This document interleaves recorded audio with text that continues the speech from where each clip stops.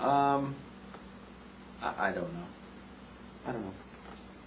Why do American Jews give Persian Jews all these negative things? Why?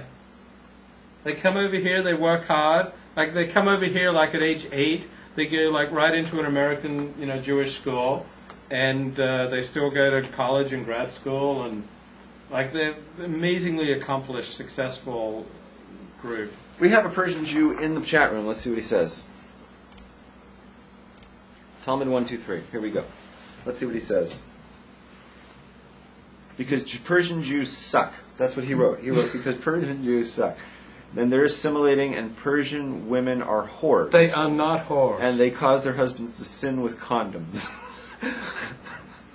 Condoms are not a sin if you're married. This is from a real live Persian Jew, ladies and gentlemen, in the chat room. Persian Jewesses are not looking for the likes of you, Luke, or me, or Rabs, or any of you pale-faced Western Jews. They would if we had money, or if we were successful, if I had like a good reputation. Why can't I get a Persian honey, Rabs? Why can't I get a Persian honey? I think I deserve a Persian honey. Yeah? Yeah, and I'd become part of their big extended family, and I wouldn't feel so lonely. Good luck with that. Good luck with that. So do you think Israel's going to bomb Iran? Do I think they will? Yeah. I don't know. They might, but I think that they're doing a really good job right now of covert actions to knock out. And I think if they can get inside those silos, they'll blow them up from inside. And I think that'll be just have them all just blow up overnight. You know what I mean? But don't actually have to send any planes over there. It's much better to do covert actions than overt. What are SYJUSs? Is that Syrian? I think. What's the Y stand for? Why not? Syrian. Yeah, I don't think I'm going to be getting a Syrian wife anytime soon. But I think Persian is totally possible for me. Go for it. Some of them find me quite entertaining. Okay. The problem is once they Google me, then I'm pretty much sunk. I Googled you, and you need you have some explaining to do. Well, you're not going to find a more pro-Persian, pale-faced Torah commentator in Los Angeles than myself. Are we ready to move on to the last segment? Yeah. Okay, we can do that, Yeah. and then we'll close the show. Okay, once again, it's Parashat Terumah, ladies and gentlemen, and this is Rabbi Victor Miller. We're going to read from him, and this week he says like this, we're talking about the Shekhinah, are we not, in the Mishkan. And he says, there's no Mishkan today, so where can God's presence be found? Only amongst the frum Jews. Amongst the frum Jews, you can find the Shekhinah. And the greater number of frum Jews, the greater the presence of God. The greater the size of the community, the greater is the Shekhinah. Not only is the Shekhinah with you, but the Shekhinah is with all Jews around you. And this is the point that the entire blaspheming world conspires to conceal. However, no matter what they do, you can't find the Shekhinah in Mecca.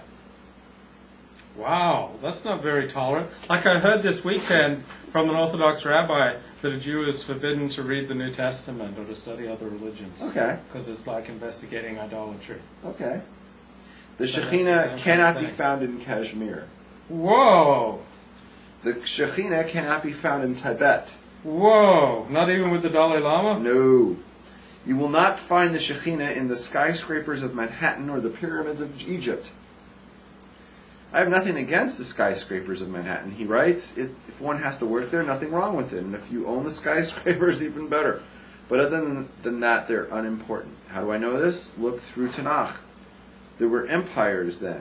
There were parliaments during the time of Tanakh. There were congresses, and there were great gatherings of people whom the other nations considered sages, and they are not mentioned at all. If they're not mentioned at all, then they're considered as nothing to God, and we must consider them likewise. So during the entire times of Tanakh, all kinds of huge skyscrapers were being built, and they're not important. Right? We think nothing of them, for the only thing worthwhile for us to know is where the Shekhinah dwells. If one wants to know where to find the Shekhinah, so then go to Flatbush, go to Borough Park, go to Williamsburg, go to Muncie, go to Yerushalayim, go to yeshivas, go anywhere where they're from Jews. That's where the Shekhinah dwells, and that's what is important today. The Shekhinah is only found with us, and the greater the quality of the Jews, according to the extent that they learn Torah, and get up and learn Terumah, the greater the intensification of God's presence. So I saw this black guy in shul. He was wearing bling, but it was like a Mogen David. It was bling Mogen David. Like, why would you bring that up? because I was just thinking about that. Like, you know, it was like a big bling Mogen David. It wasn't just like a subtle Mogen David. It was like a bling. Okay. It was like bling. It was like big and bright and shiny. He was like a rapper. Yeah, he was like a rapper. He was like going to bust out and do his rap thing. He dressed like a rapper. And you thought, like, how many loads of mail do you have to sort in order to afford that kind of bling? I mean, I just thought it was very interesting. Have that kind of money. I just thought it was interesting. I'm interested in other cultures. Okay, very good. And folks, if you think the show sucked tonight, see if you can do better with Torah portion Terumah. Like, this is not like golden comedy material. No, he said Luke forgot to alienate any potential blackmail customers at his practice. That's false, because the Lakewood Rav missed the segment where you wiped out the post office. Look, this wasn't me. I went to a Thanksgiving meal, and this black guy at the Thanksgiving meal said, like, how is the post office like what's a famous shoe chain? What's a famous shoe chain? A shoe store chain? No, that's the type. Yeah, how is the post office like Payless shoe stores? They both have 5,000 black loafers. Okay, but I didn't say that. He said that. Okay. I haven't said that. That's what he said, and I just thought, wow, that's interesting. And I got nothing against a black rapper wearing a big old Mogen David coming show. I just find it interesting. Because I'm interested in other cultures. Like, I like to read the New Testament and study about other religions, and then I'm learning it's forbidden. Oh, I also learned over Shabbat that there are two types of forbidden thoughts. One is you're not allowed to think about any kind of forbidden sexual activity, and I think the other one is you're not allowed to want anything that belongs to your neighbor. And you needed to go to shul to learn that? I didn't realize that you couldn't even think about forbidden sexual activity. Oh, okay. Well, that's because and that means any sex, Makshava, except for with your spouse. Makshava leads to Maisa. But, like, let's say you get married, how are you going to be able to keep the fire going if you can't think about other women aside from your spouse? Oh, no, you did not say that. You did not say that. We've had this conversation. I thought you could, like, store up memories from before you were married. Do you not remember the last special guest that we had?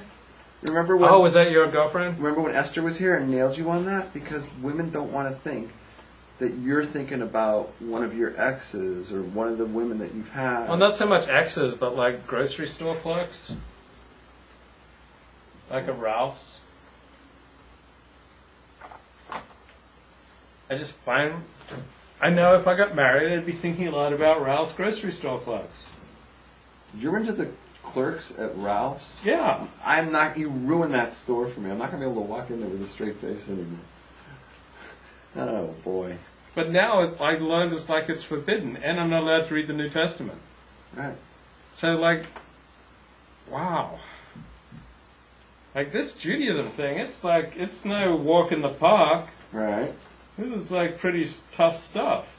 I mean, folks, you try to make a comedy show about Torah portion Terumah. Like, you go in there, and it's just all about, building up the old temple. It's not exactly golden comedy material. So can you convert to Persian jewelry? Like, if I dyed my hair black and got a really solid tan and started wearing, like, gold chains. Ask Talmud 123. Okay, are there any groups that I've forgotten to alienate tonight? Is there some ethnic group, religious group? Who have I forgotten to alienate?